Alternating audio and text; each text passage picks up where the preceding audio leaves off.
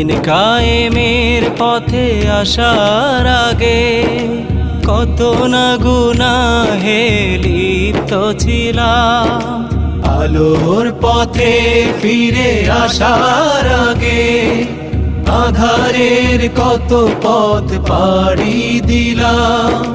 দিন কায়েমের পথে আসার আগে কত না গুনাহে লিপ্ত ছিলাম।